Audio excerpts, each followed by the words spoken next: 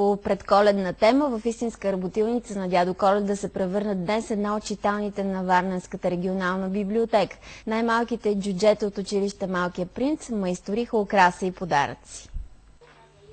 Джуджетата споделиха, че през тази година по нареждане на дядо Коледа подаръци ще получат всички деца. Непослушните обаче трябва много да внимават поне през декември. Затова днес в работилницата на добрия старец малките му помощници майсториха чорапчета за подаръци.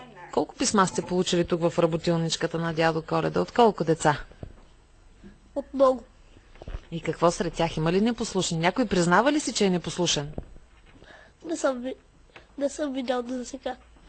Докато работеха, джуджетата пяха коледни песнички и рецитираха стихчета. Научихме, че те също пишат писма до дядо Коледа. Винаги съм се чудила на джудженцата, които са при дядо Коледа. Кой им прави подаръците?